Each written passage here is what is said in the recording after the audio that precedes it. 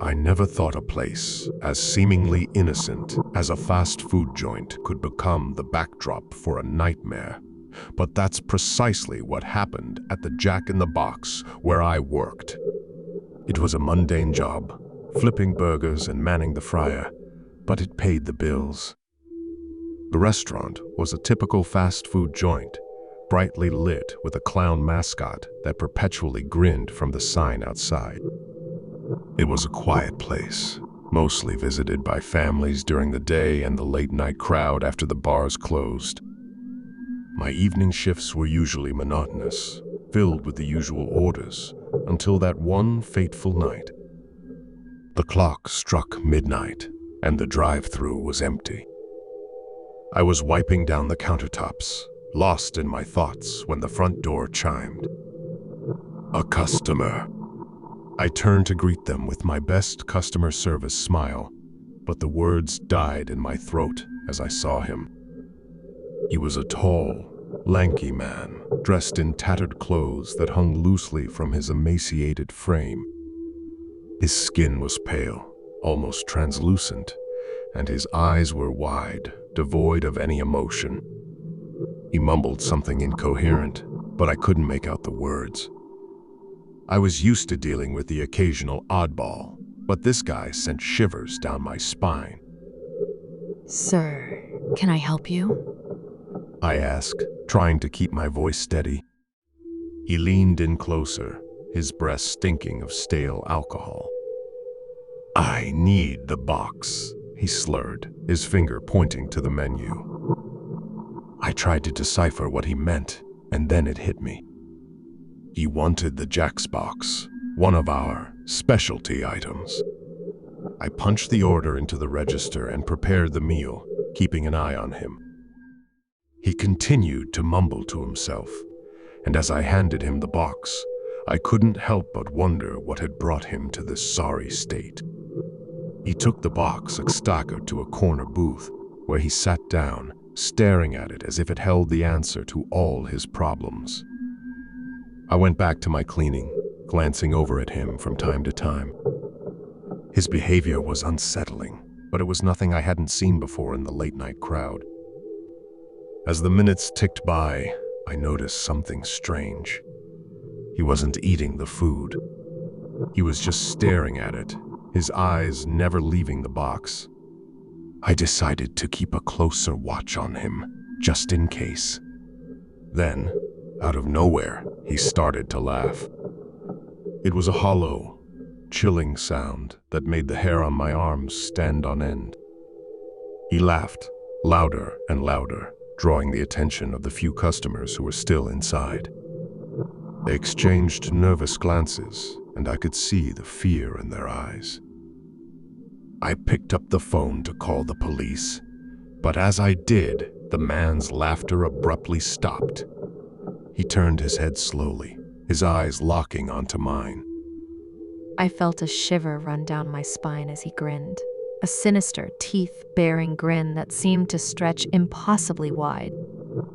It was as if his face had transformed into a grotesque mask of madness. My fingers trembled on the phone, and I couldn't bring myself to dial.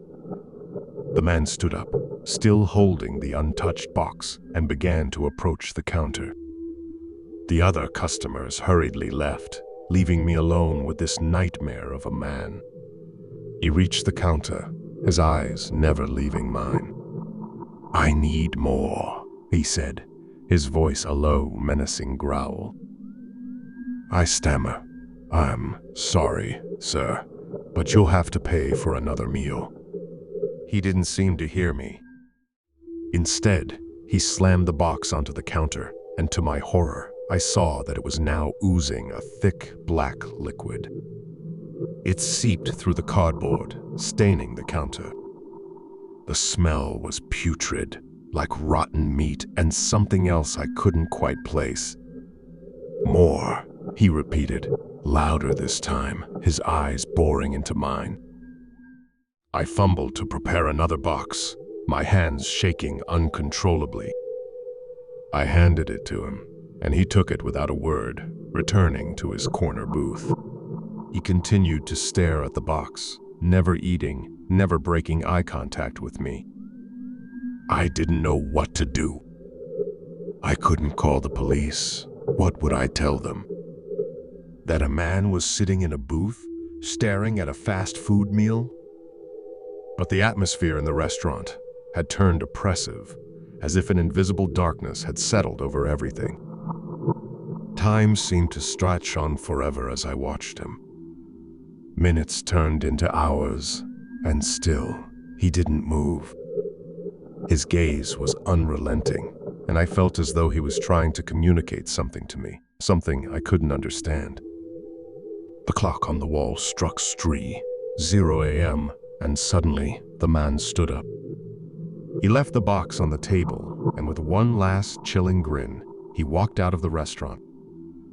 I rushed to the table, my heart pounding, and picked up the box. The black liquid had spread, staining the entire table.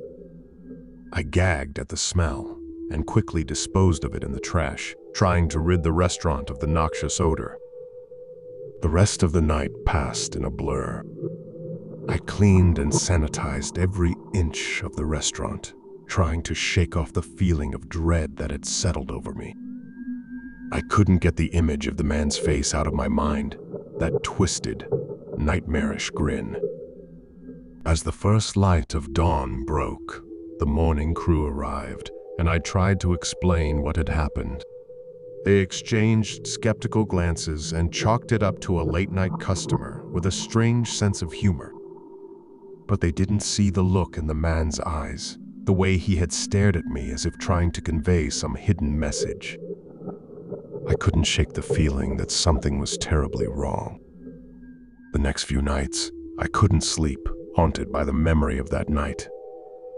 I found myself obsessively researching the history of the restaurant, searching for any hint of what might have caused such a chilling encounter. What I discovered sent a shiver down my spine. Years ago, the Jack in the Box had been the site of a gruesome murder-suicide. A man had come in late one night, ordered a meal, and then killed his wife and children in the parking lot before turning the gun on himself. The restaurant had never fully recovered from the incident, and it had changed ownership multiple times. I couldn't help but wonder if the man I had encountered that night was somehow connected to that tragic event. Had he been a ghost? A lost soul trapped in the place where he had committed such a heinous act? Or had he simply been a disturbed individual, driven mad by his own demons? I couldn't find any answers, and the more I delved into the restaurant's history, the more I felt like I was descending into madness myself. I became convinced that the restaurant was cursed, that it was a magnet for dark forces that had tainted the place. I quit my job at Jack in the Box, unable to bear the weight of the dread that hung over it. But even now, years later, I can't escape the memories of that night.